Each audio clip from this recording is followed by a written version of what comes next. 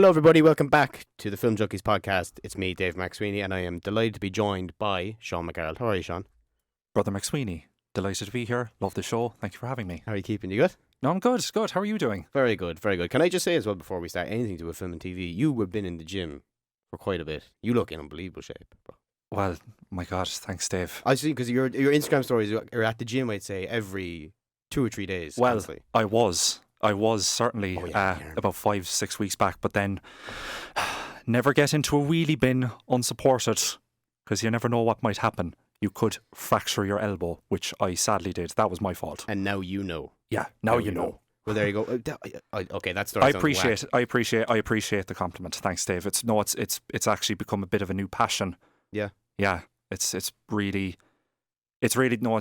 done wonders for me, health wise, and believe you me, once this thing is fully healed, back in business, and I'm going to murder some weights. Well, I'm glad that you're off this when we're doing the episode, because obviously the sling would have been a game changer, and obviously you can be more emotional and give your opinions in a more emotional manner, which is what we love to see. I can Saul Goodman my way now with my hand gestures as he does. Do you know what? I remember seeing a couple of your stories, and I was like, I know that the gym itself is like a lot of people go for their mental health.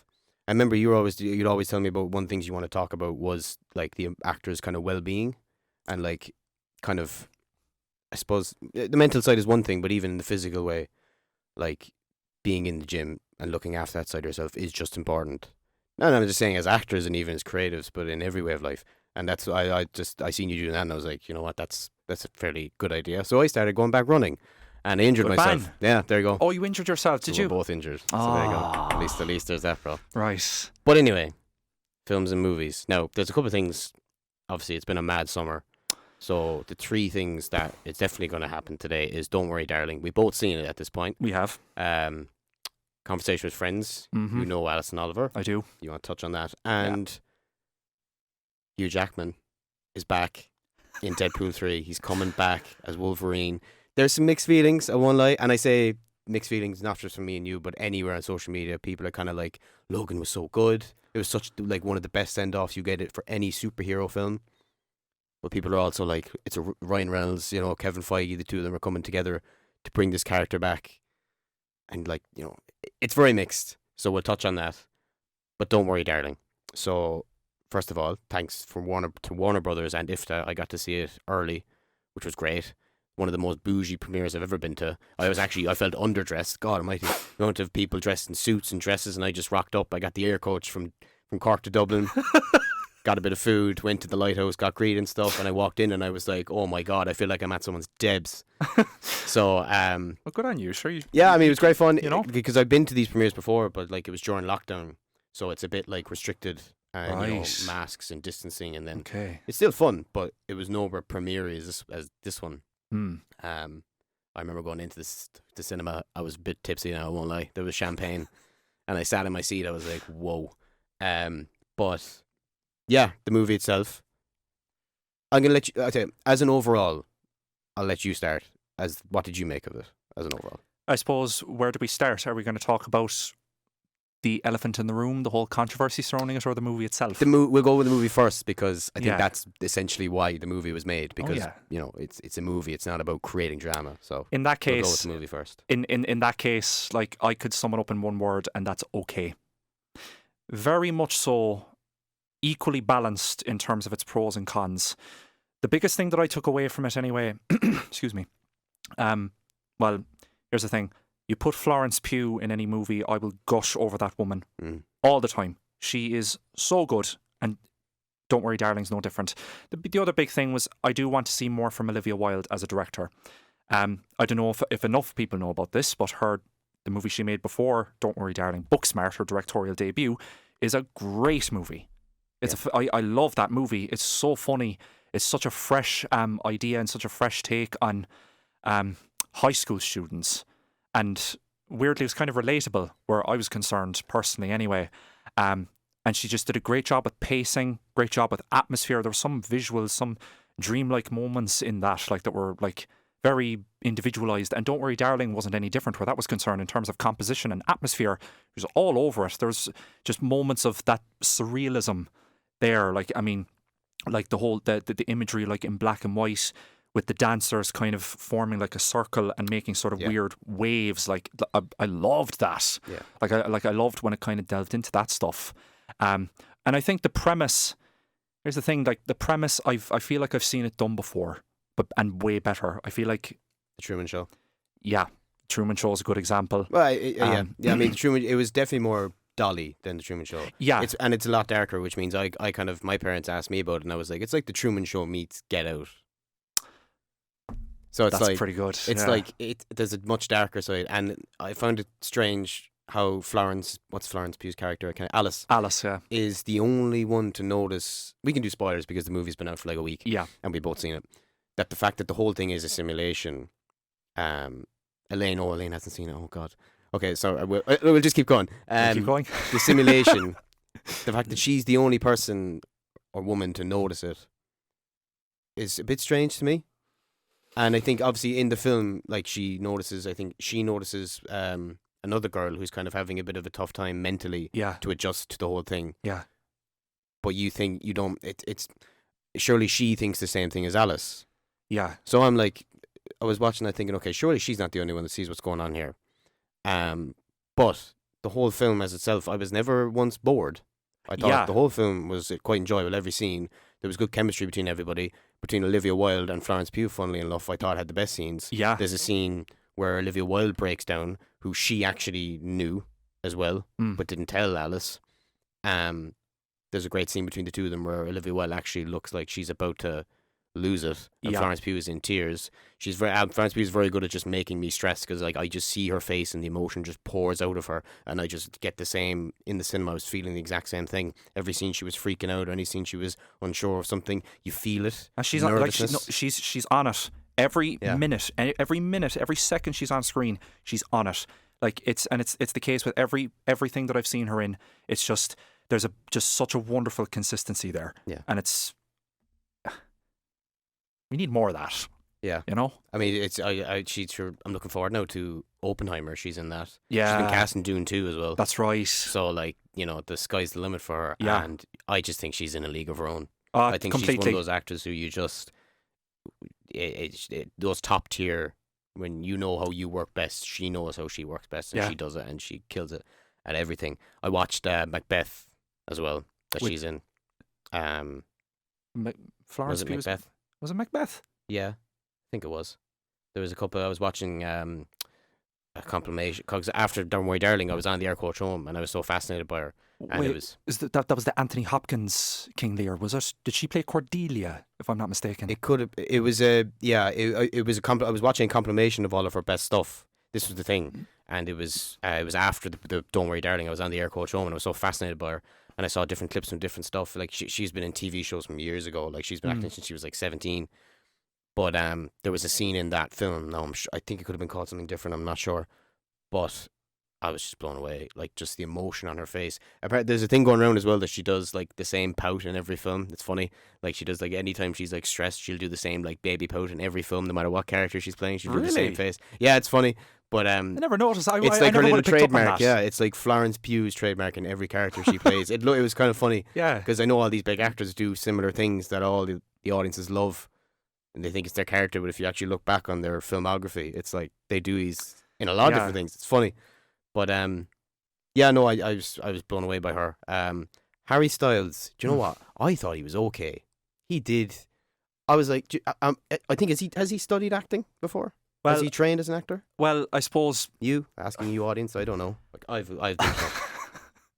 Well, I'll put it like, I mean, he was in Dunkirk. That's a Christopher Nolan movie, and you know what? He was passable in that. He was okay in that. I was like, okay. What am I saying? Okay. Yeah. Okay. He was okay in that. He definitely didn't stick out in, like a sore thumb, like in any bad way. I'm assuming that he's done something. And here's the thing: I think there's potential with him. I do really think there is, because there are a couple of moments in Don't Worry, Darling where he again, he's on it. The problem is though, if you're going toe to toe with Florence Pugh, Yeah. you need to do a bit better than what he actually produced. I think that's what not killed him in a sense, but really like say, okay, you're doing this, but like she's doing that. Yeah. Like I'm just looking here now. Harry Styles has no acting experience, no acting training. Right. Okay. So from that perspective, I'm thinking, okay, well, look, he's jumping into these big box office films, and he's holding his own. Now, there's a couple of scenes where you're like, okay, that's not great, but who am I to turn around and say, look, he's jumped into this big film, big budget, big, on a big set with all these big producers involved, and he has to perform there and then now, and he's touring all the time, so it's not an easy lifestyle. I've heard he has a movie coming out in the future. I think The Postman. My Policeman. He plays My Policeman. I think it's a film where the postman he plays a police officer who is married, but he's having an affair with one of the other police officers, I think. Now I've heard that he's supposed to be excellent in that. Yeah, which gives me a little bit of hope. Like I don't want to badmouth the guy. I mean, like any performer like deserves to for him branching away from he's not necessarily. He hasn't left singing behind. Like he's going, still going on it, yeah. But like branching out into acting, it was like, give him a chance. It's just I don't know, was it down to direction or just him or just the writing? Either way, something about the characterization for him, for me anyway, felt very wooden. And again, it's just as I said before, if you're going to be collaborating directly with Florence Pugh in every scene, you need to bring your A game. Yeah. Because otherwise, like she's so good that she easily outshines so many. And of course, like he's like grossly inexperienced as of right now anyway. He'll like I have a bit of hope. I wish the best for him, like. Well, that brings me on then to the vastly experienced in many ways Shia LaBeouf. Do you think he would like? Well, I'll put it to you this way: if go on. The thing is that if Olivia Wilde really wanted to exercise her sort of philosophy for creating a harmonious set, like, and ensuring that safety that would have broken it. Yeah, the thing is that if it's believed anyway that Shia LaBeouf was a bit too combative, like it's like, okay, that's all well and good, and I like her. I like how she put it in one interview, like how she runs her sets and how she directs, how she communicates with people. It's all coming from stuff that she acted in that was very badly handled. Like basically, it was like, I know what to do here because I've been in situations where I have seen how not to do it. Yeah. The thing is, learning how to do something and not and was it it's just as important to learn how not to do something rather than like just how to do it. Yeah. Because otherwise it's a big old circle jerk that just keeps on going. Yeah. I mean, like you're dead right in everything you say, because I think because he was meant to be involved and then they removed him, or did they fire him? Which one? It was contradictory stories going around anyway. Well, the thing is that I watched because he's good buddies with the actor who plays the Punisher, John Bernthal, John Bernthal's Real Ones podcast. Did you watch it? I watched with Shia LaBeouf? I watched, I think, about 10-15 minutes of it, and my man is still figuring stuff out. Yeah. So, and like everyone. Yeah. But it sounded like a lot that it would have fit into the drama that surrounded this film perfectly, having someone like him on set, because to be honest, I was a great fan of Shia LaBeouf when I started growing up, because he was in a lot of films. He was one of those actors that chugged out movies year out. He was like, I don't want to compare him to Adam Sandler, I'd never do that, but just chugging out movies. Yeah. Like the Transformers ones, Disturbia, Holes, all these movies were. Yeah. I loved all them when you're young and you see any action movie, you're obsessed. And Transformers 1 was my favourite one. Yeah. And then Holes was obviously a classic. So at that time, he was, one of my favourites. His contribution to the movie definitely would have been interesting. Like that's the one thing that you can't like take away from him. Like he's 100%. He's a great interesting actor. As hell. And like Fury, also with John Bernthal and Brad Pitt. Like that's a great movie, and he's great in it. Even though they hated him on set. Yeah. Well, I mean, in fairness, when you don't shower for 6 months and you pull your teeth out. Yeah. I mean, you kind of have to question a few things. Yeah, I mean, like I think would he done a better job than Harry Styles? You don't know. You don't really. It didn't happen, so it doesn't. But I'm just saying, because of the drama that surrounds him generally, I think it would have fit into the drama that surrounded this movie because it was insane. Yeah. People, I would say the majority of people that went to see this movie because of did Harry Styles spit on Chris Pine? Chris Pine, who I thought was great, by the way. Not utilised well enough. I was. He's good. Like, the thing is, he is good when he's there. But the thing is that there is a scene. I knew as soon as it happened.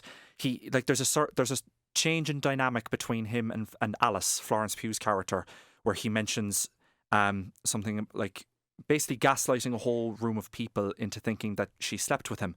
And I was like, oh, okay, now I'm interested because this is intimidating. I don't know about anybody else. Gaslighting scares the fucking shit out of me, and I absolutely despise when it happens. So that like in a drama, in a movie, I'm like, okay, now I'm interested. This is the dinner scene. Yes. Okay. Yeah. I remember that scene. Because I remember he was like, oh, don't you remember that when you said that in my bedroom or something? Yeah. But he was not talking about that. He was talking about when Harry Styles and Florence Pugh were in his bedroom, but he came in, looked, and then walked away. Remember that bit? Did not even think about that. That's the first thing I thought of. Yeah. Weirdly, But he worded it to think that they were sleeping together, and that because Alice saw him, but what's Harry Styles' character? Oh. We'll call him Harry. Harry didn't see him. Sorry, Harry. Harry didn't see him, but Alice did.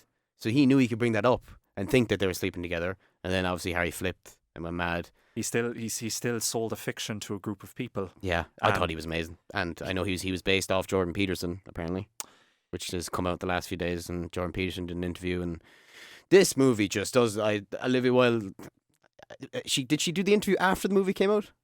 Saying that she based Chris Pine's character on Jordan Peterson? I think it was before. Okay, that's okay. I was like, Yeah. you know all the drama that's been happening. Surely at this stage you want to avoid any more drama and coming out and saying something like that. Yeah. Not because if you disagree with it or not, but it's just going to create drama. You know what I mean? Yeah. So I also think as well, just the movie itself and Olivia Wilde in general, I think was just very, very, very, for me anyway, quite repulsively reported on and portrayed.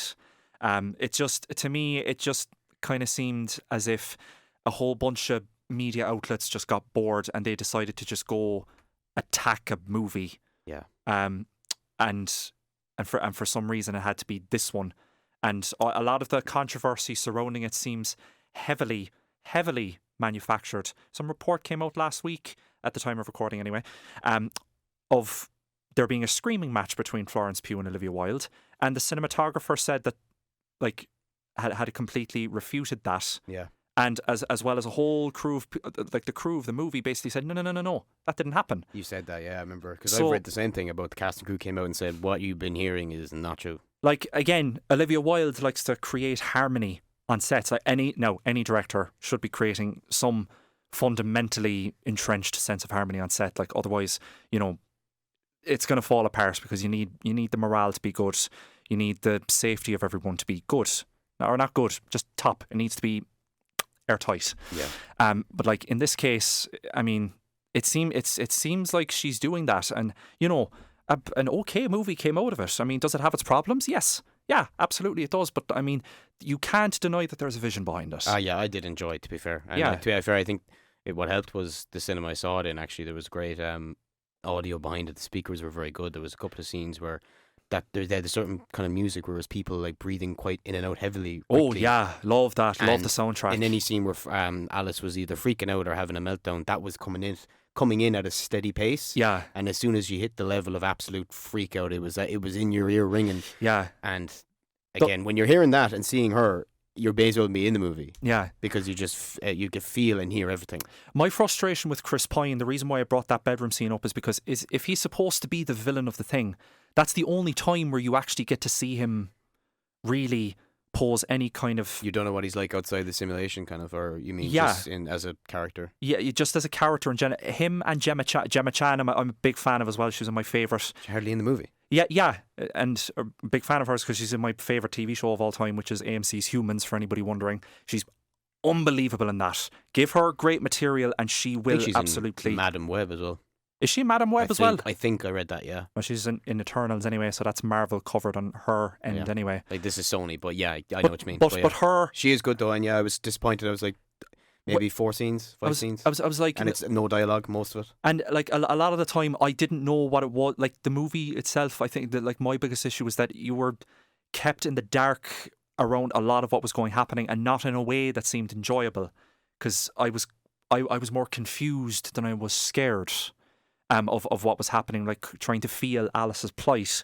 Something just it didn't seem very consistent, and again, that bedroom, like that dinner table scene, I was like, okay, now I'm interested, and then it's like, no, we've lost it, because now it's happening too late, and then because that happened at the end of the scene, and then everybody left, and they was left with with Alice and Harry. Sorry, I can't remember Harry's name. It's probably something like, I don't know, but anyway, they all left, and it's like the adrenaline left the room with them, and it's like, okay, we're back to this, like, you know, what's going on, rather than like, oh, look, something's happening. I know exactly what you mean. Yeah. That when that line came out and the two of them were staring at each other, that was quite cool.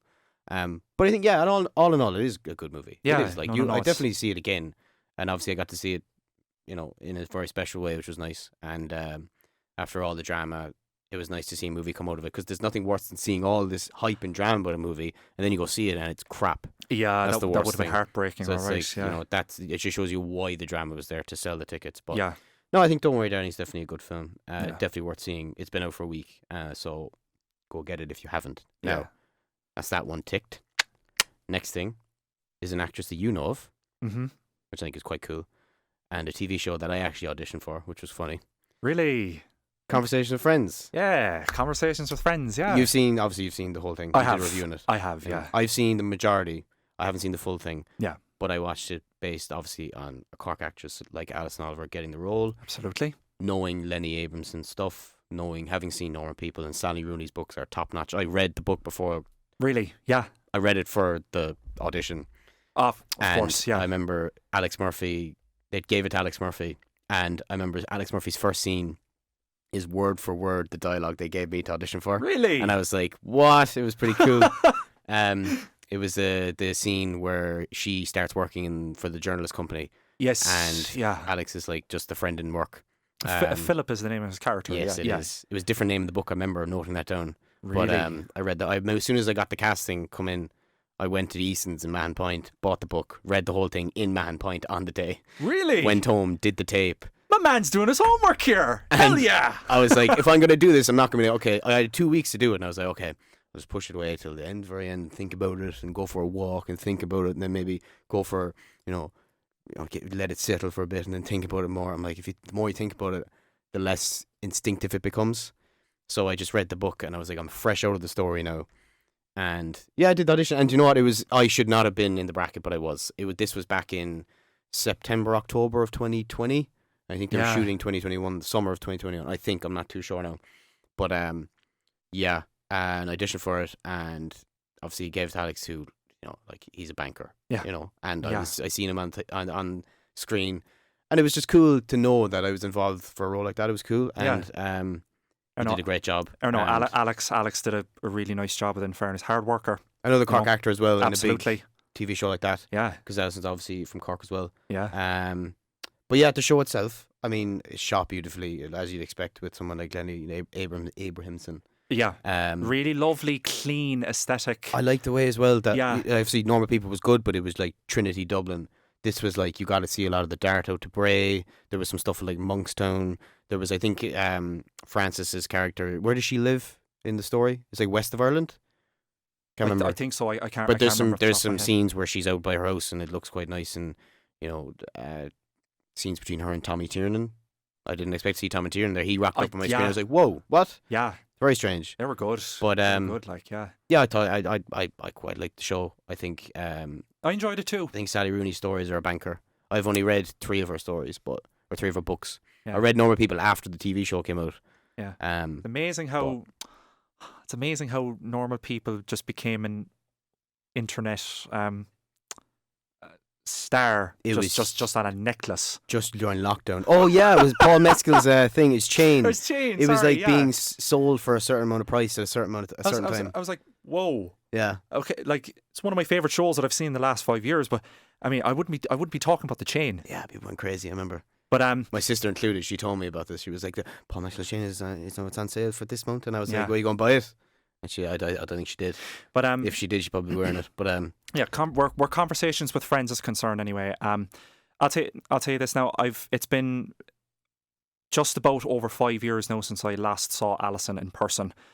We keep in contact, which is lovely. that's great. And I gush about her all the time. This not all the time, but like this is a good moment to do that now.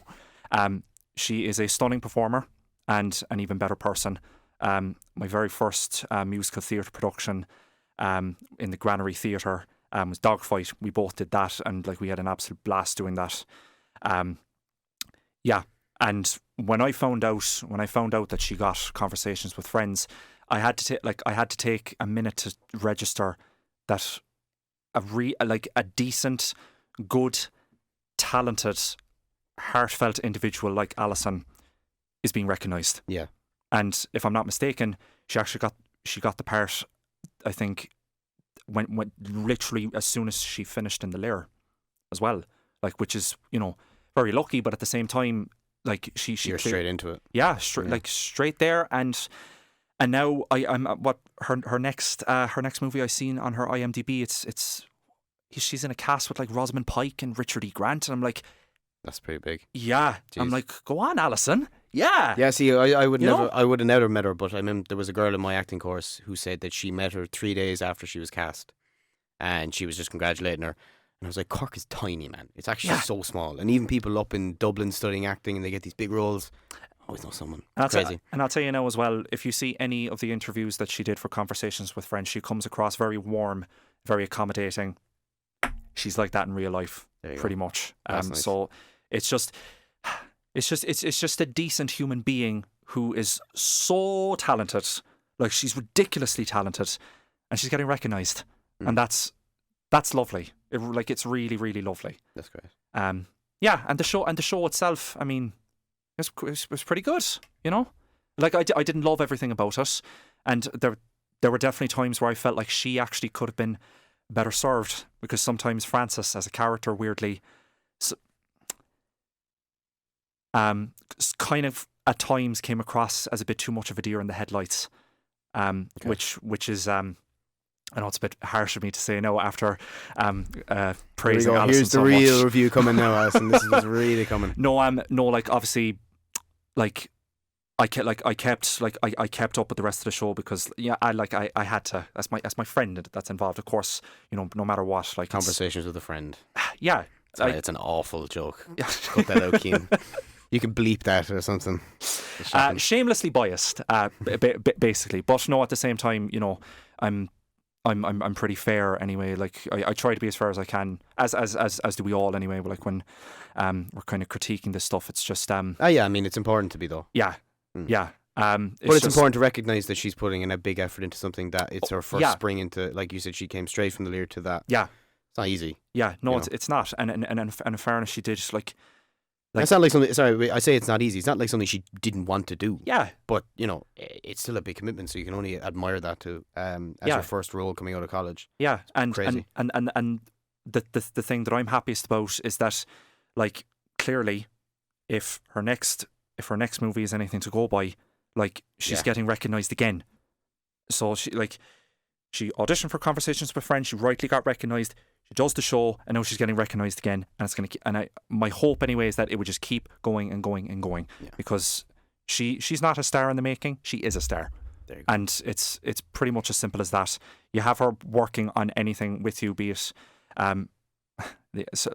she's just a wonderful friend and just a wonderful performer. I've nothing but good things to say about her. That's great. Good on you, Ali. Well, it's cool that like someone like that. Obviously, like the big roles that someone gets such a big. I don't know anybody else that does. Well, but even then to have someone that and keep in contact with. Yeah, it is a very cool thing. It's and lovely. Obviously, it's great to know that you're just happy that she's getting the recognition. The word that she's getting. Absolutely, no, she deserves it. Like, definitely. I mean, I watched the first couple episodes, and my mum was. I remember talking to my mum about it, and she was like, obviously, normal people were shot a very nice way, but I think with Conversation with Friends, the fact that they shot outside of Dublin, it was kind of more like your Monkstowns and then Bray. It looked way nicer, and it suited kind of the tone, I think, for the TV show a lot better. Yeah. It was kind of like more of a coastal atmosphere. Also, no actually, pun intended, like a coasting, not like the sea. One thing that I have to give the show credit for, and it's something that I do not see in movies ever, but the way endometriosis is portrayed, it's something that I don't see, and it's actually something that I myself actually was not made aware until I actually had to help out a friend actually a particular day this year that like was going through like pretty, like it's pretty painful to even observe it, like as someone on the outside, and I was kind of saying to myself, I was like, how come I don't know about this? Because like it doesn't hurt, like it's no harm at all, like to be conscious of these things. Oh yeah, no, I get it. And so when it was in the show, I was just like that's an immediate thumbs up where I'm concerned, because now the awareness is going to be proliferated and spread, and that can only do good things, So I like it was good to see that. Yeah. That is good. I mean, if it's something that's not touched on as much as you say, then that is nice. And for a big TV show like it to do too. Yeah, like I haven't seen. Hulu's quite a big streaming platform. Yeah. BBC, was it BBC Hulu? I think it was. Usually is. Yeah. Sally Rooney stuff. Yeah. But yeah. But yeah. Great. Well, I mean, obviously, well done to Alison. It's been, how long has it been since the TV show's come out? You got plenty of congratulations. But 4 months. On behalf of Sean, who knows you, well done. No, huge well done, break. Alison. And well Richard Grant, what? I know. That's huge. Like, and as well, I think before I found out about that, imagine having a mutual friend with Richard Grant. Richard E. Grant. I know. Yeah, and imagine it, and now I'm telling you do have it. Like, I know. I saw it. I saw it on her Instagram. Like she had tagged him in something, and I was just like, oh, and I was like, Richard E. Grant, Alison. And then I go onto the IMDb, and then I see it's like the movie. It's not just with him. It's with Rosamund Pike as well. Rosamund Pike, Gone Girl, Amy Dunn, one of the best movie villains ever. So, I mean, sky's the limit. Sky's the limit. That's crazy. Sky's the limit. Well, okay. I don't want to just cut to the next thing, but we only have 25 minutes to cover something else. But wow, time flies, eh? Yeah, conversation with friends. That's ticked. Now the last tick. We're on trend for this as well, because this happened 2 days ago, and I messaged you straight away. And I was waiting for Deadpool, because obviously we knew it was coming to the MCU at some stage. Yeah. How they were going to do it, and I've gone off Marvel quite heavily the last 2 years, because you see something like Batman come out, and then you see other stuff come out, and it's like there's real arcs in these people, these superheroes, not just these these stories, but the superheroes themselves have serious arcs, serious kind of like reasons to why they're doing what they're doing. Marvel, I found, like, I watched Thor and it was just a bit jokey, and then other stuff with this and that, and I don't know, not that I'm like, oh, I'm never watching a Marvel movie again, but it's like I'm still waiting for something to kind of ignite me. Yeah. And I was wondering how Deadpool was going to be worked in, because we know Deadpool's quite X-rated. Like, there's no limit to what kind of humor Ryan Reynolds can come up with on any set of any day of the week. Never mind as Deadpool, but Ryan Reynolds. So he must have had like a 3-hour, why did I say 3-hour? A very long discussion with Kevin Feige about how this is going to be MCU appropriate and just as good as Deadpool is, because Deadpool is popular because there's no limit to what he can say, what he can do, and how he feels, and he says what's on his mind, be it X-rated or PG. Yeah.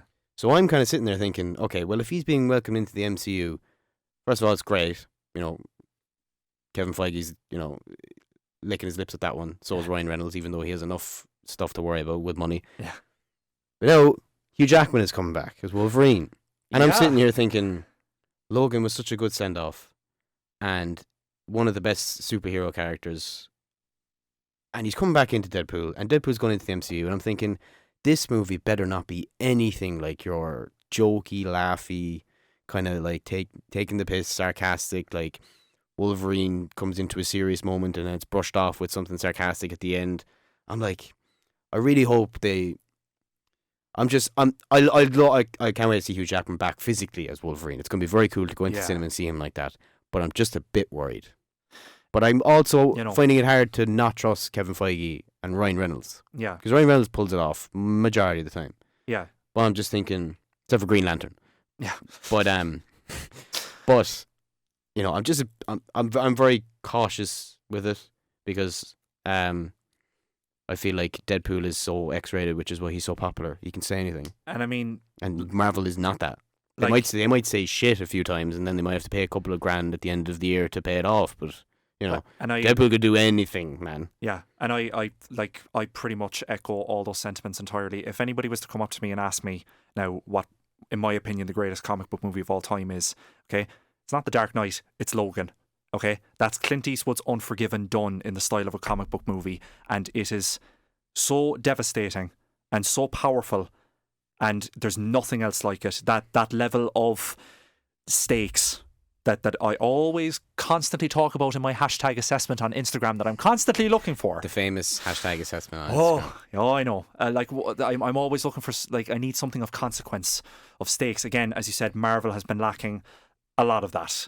I know She-Hulk at the moment, I can say anyway, lacking heavily in that, big time. But Logan, nah, it absolutely There's just real character, yeah. And the thing is, I say it's the greatest comic book movie of all time, but the problem is I can't watch it again. It's too upsetting for me because seeing Hugh Jackman go out like that and having poor Daphne Keane as little X-23 daddy, and I'm like, I can't sit through this again. It's because it's so good. So the idea of, at first, when I saw it at first that he was coming back, I was like, is this kind of a Waterford Whispers thing? Or, yeah, you know, the way they released it looked like that. Yeah, sitting on a couch in a house and he's just chatting away to the camera and walks behind him. Yeah, I get what you mean. It was very like, I think if they didn't even reveal his face in the first video. It's just him in the background. You kind of had to look. No, that's just Ryan. No, what it was Ryan Reynolds was like, "Hey Hugh, do you want to be in Deadpool 3?" And he just goes up the stairs. Sure, Ryan. Yeah. I want to ask you that as well. Hugh Jack. Okay, Wolverine's going to be back on the big screen. Great. Are you surprised that Hugh Jackman came back? Like, he's like sitting there and thinking, okay, Logan was a great send off. It's untouchable as a movie. And then Ryan Reynolds comes with what I assume is a massive paycheck. Same with Kevin Feige. And they're like, do you want to do it again?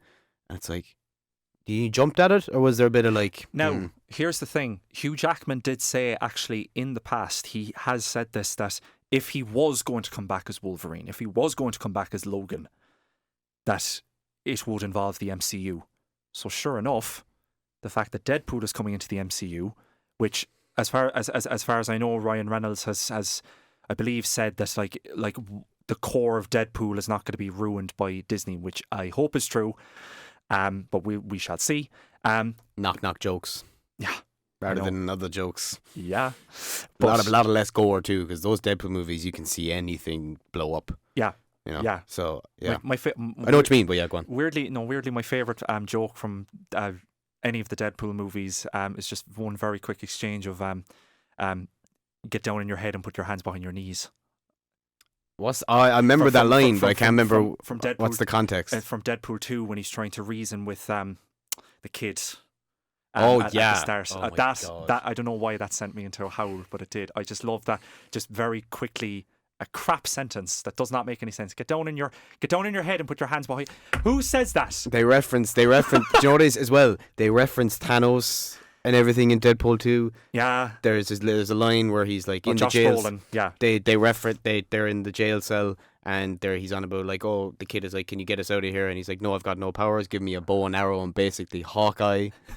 You know, it's like they've already been referencing it. It's Ryan Reynolds be teasing it like that. But now that a couple of days have gone by and seeing as they've put out another video since Ryan Reynolds and Hugh Jackman.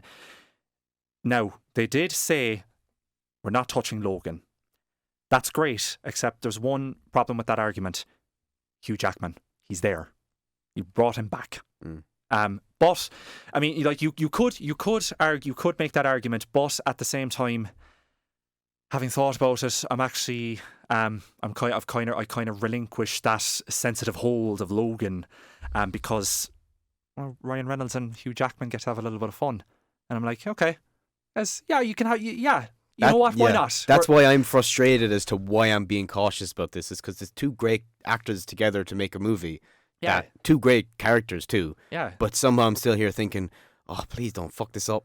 It better not. You know, I know the movie's not coming out for another 2 years. I think it's like summer of 2024. I don't think they've even began like principal photography for it. I think Oh, they're no. just announcing Yeah. it, which is a bit weird to me because I think most movies it's you film everything, you do everything before, and then you release trailers and clips. Yeah. So announcing we're going to do this while like nothing is done yet, a bit mad to me. Yeah. But look, it is what it is. But It's I just wanted to ask. That was there's a key thing I want to ask. Not even just about seeing Yeah. Wolverine, but Hugh Jackman thinking, okay, well, look, am I doing this?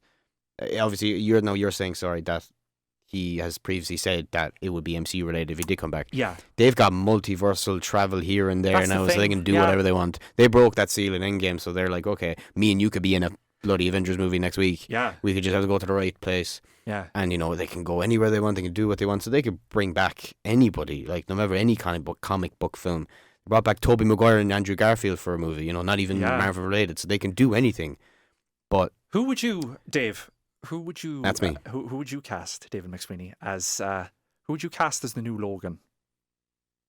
Because I have one in mind, and that's primarily because I saw him on Banshee and The Boys. I thought you were going to see the Banshee of Inisherin. No. The Boys. He was on The Boys. Are you going to say Anthony Starr? Anthony Starr. I feel like Anthony Starr is like untouchable as Homelander. Watch him in Banshee, the show that he did before The Boys. He plays a rugged anti-hero in that, and That's his niche. So the anti-hero. well, obviously now The Boys is after flip. Which, by the way, Homelander on The Boys, one of the scariest, most terrifying characters in fiction. Every time he comes on screen, he's his own TV show in every season. Season 1, very good character. Season 2, man, I love seeing Homelander. Season 3, you're looking up at him like this guy just keeps getting better and better. And they set up season 4 so well as well with the son. I don't like. Here's the thing: when he comes on screen, I don't shit myself. I shart. Like That's very specific. It is as simple as that. He is terrifying. He is, and he's a terrifying. genius too. He is a genius. It's him. Like it's just like I remember vividly at the end of season 2. It's when he like Stormfront has been dealt with and he has to go and apologise to Maeve and Starlight, and like all the sound just drowns out and the camera just zooms in on his eyes, and they were the coldest eyes that I'd ever seen, and I thought to myself, oh boy, it is. And do you know what? Now that we're on The Boys, talking about Marvel and Hollywood and all the drama. Oh yeah, actually, they did a good job at ripping up, like taking the piss out of everything that like Hollywood did. Oh yeah, during lockdown, like they had when Gal Gadot sang into the camera, and then I think it was Deep was singing and doing the same thing. Yeah. And then they had the Kendall Jenner Pepsi ad when A-Train was trying to get his career back. So he's like, what did he give out? It wasn't Pepsi. Was it something else? It was like A Fuel or something.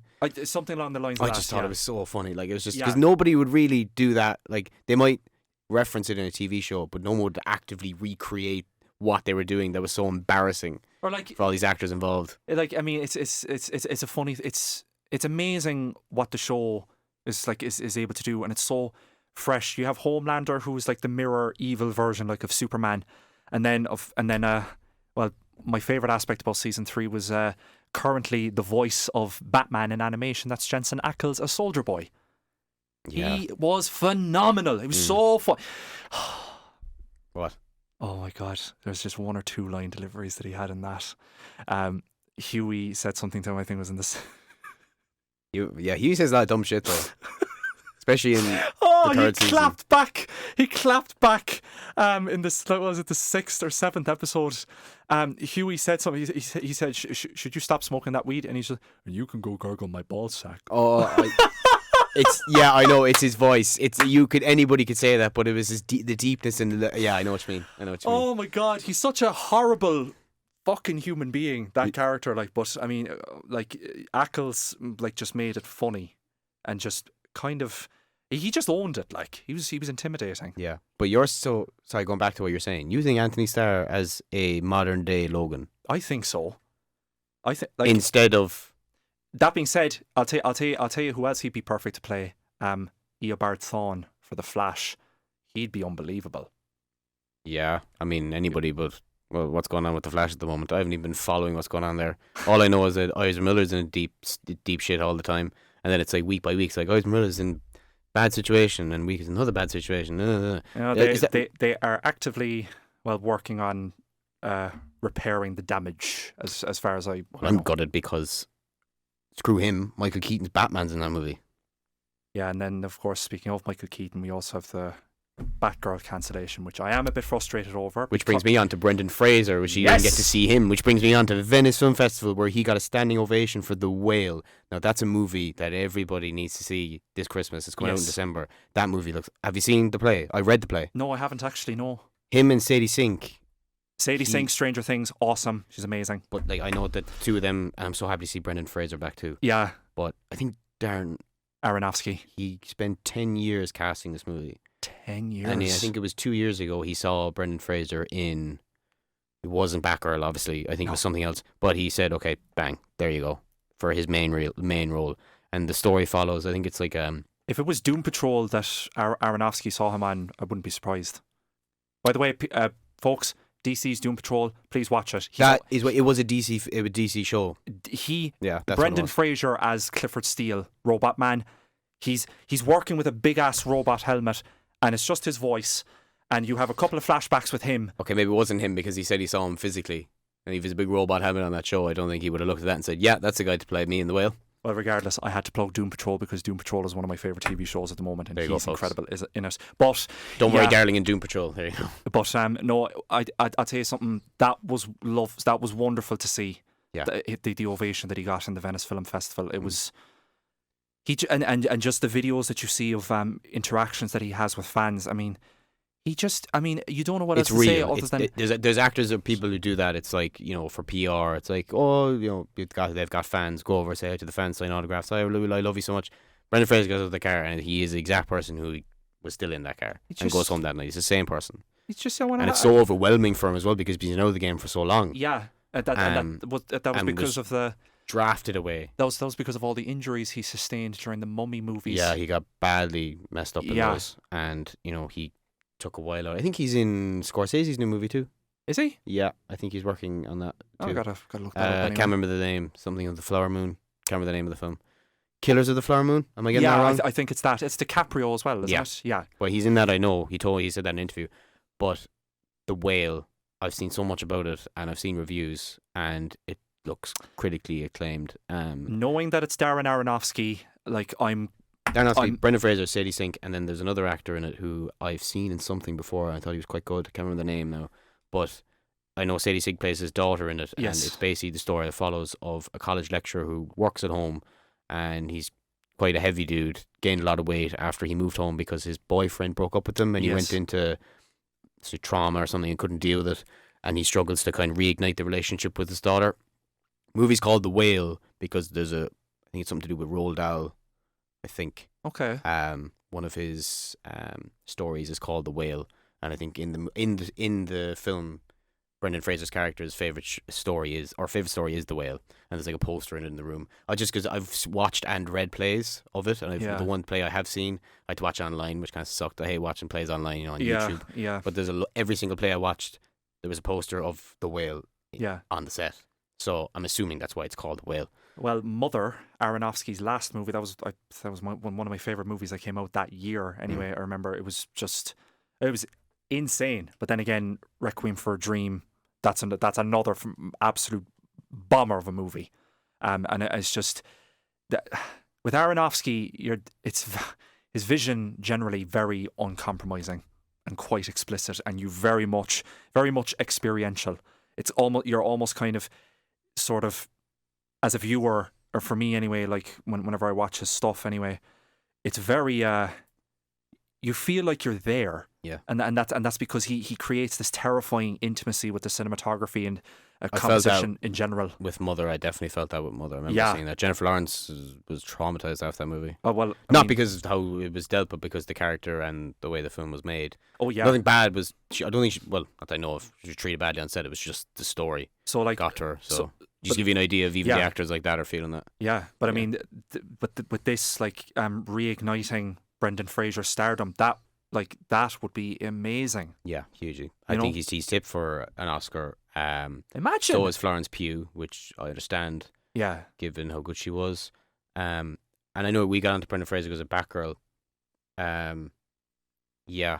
Strange one to put so much money into a TV show with a female lead and just Was it like how long? Was it 2 weeks before it was coming out that they just said no, or how long was it to release? I think it was supposed to come out in December. I think. Okay, so it wasn't like the week. I just had in my head from what I've read that it would have been 2 weeks before the show came out. They were just like, nah. I think they said that they'd actually make more money by cancelling the show and getting like. Yeah. How do you refund something that you put your own money into? I don't know. This is movie making business, but yeah, they said they make more money if they cancel it, take back what they can, and then move on to another project, invest in that, and then release that. God knows what that project is, but you have to feel for anyone, really, especially Brendan Fraser, the lead actress. What's her name? In that Leslie show? Grace. I mean, putting all that effort into a big TV show like that. I was and like Batgirl's not a small character either. No, do you know what I mean? she's not. That's no, the she's thing not. as well. I was like, Barbara Gordon. how long did she spend preparing for that role? You know, and like the thing is as well. I mean, Leslie Grace, she was great in The Heights. Like that was a great little musical that. And then of course, Brendan Fraser as Garfield Lynn's Firefly. I mean, big missed opportunity. That. Yeah. Big I assume the actors got paid. I don't know. You'd have to think. Did. I mean, when I've done films, I've been paid for the filming. So I'm assuming that after it just maybe was they gave him like a slice of the cake and said thanks for your work. Yeah. But there's me worrying there about pay. And J.K. Simmons as Gordon. Gordon. Release, just pay me. J.K. Simmons as Gordon. We don't get to see him again in that character. Oh yeah. I almost forgot about Someone's that. going to leak the Batgirl TV show in like 15 years' time on Reddit, and we're all going to watch it. It's a TV show. I thought it was a movie. Yeah. I'm movie making business. No. They're going to release the movie in like 15 years' time on Reddit, and we're all going to get to watch it for free.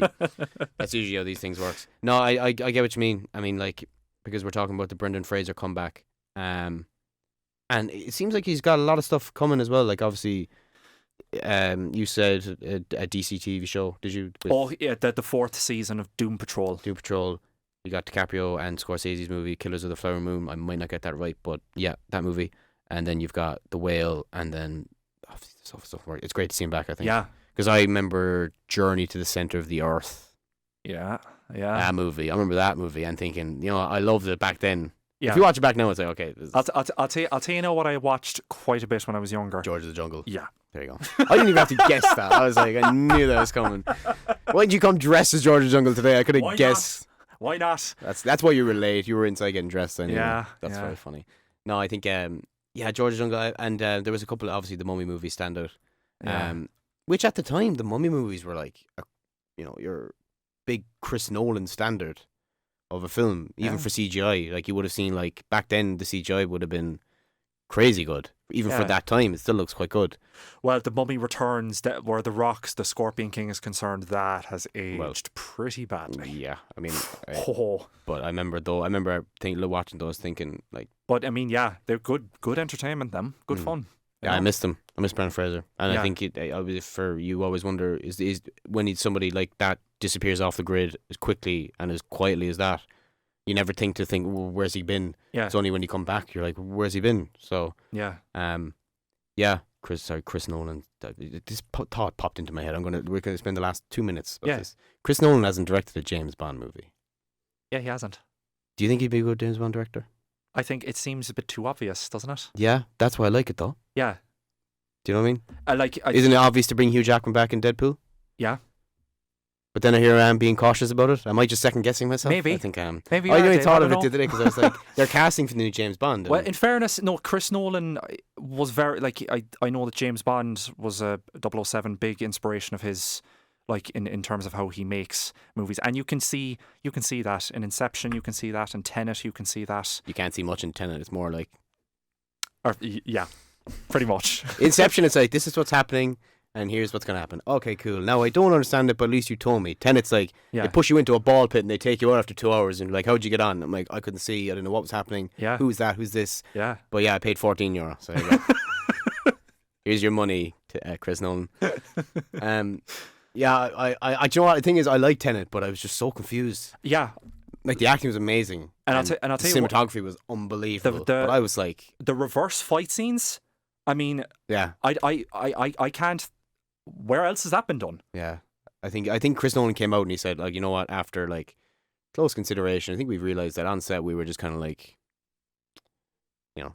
do this, do that. Yeah. See what happens. We do this. This works. Put him with him. Put her with him. Oh, that was cool. Yeah. Which it takes balls. I mean, Chris Nolan would be the director to do that. Yeah. Like, this is my movie. This is my set. I made all these films. I'm going to try this. and it doesn't come off. It's like, oh well, whatever. I'm doing Oppenheimer anyway with Cillian Murphy. So and Florence Pugh and Emily Florence Pugh. Blunt and God knows who else is in that. Oh man, that's another movie. But we've just got the call. It's been an hour. Indeed, my God. You've no clock on your side either as well. That's the thing, because I have to look here and I have to look up. Well, technically I do. I do have my watch. Ah, well, yeah. But whenever I do these, I have to look up and then I look down at people and I'm like, this has been time. Because they don't have clocks. Yeah, the hour just, my God, it flies by, doesn't it? It does, because we could be here for hours. Oppenheimer. We didn't touch more about loads of stuff. But we could talk for ages about The Boys. But yeah. Hugh Jackman, I can't wait to see you in 2024. Don't break my heart, please. Yeah, likewise. Likewise, what am I saying? Don't break my heart as well, please. But before we say anything else, thanks to Sean for coming on today. Sean, you've been a pleasure. Thank you for having me, Dave. Been a pleasure. Thanks to Elaine for doing all the audio. Thank you, Elaine. Thanks to Cian. Thank you, for Cian. all the visuals. And Cian Johnston, the other Cian behind the camera. Thank you, Cian. Thanks, Cian, the studio. And this has been a special episode for all the summer movies. I hope you enjoyed. Season 4 will be coming hopefully Christmas time. I've got my plans in the works for that. Pen and paper. I don't like computers. Pen and paper. I've been writing stuff down for the last why not? Couple minutes, but or a couple of months. But it's been fun. So thanks you guys for watching and take it easy. Hoo-ah!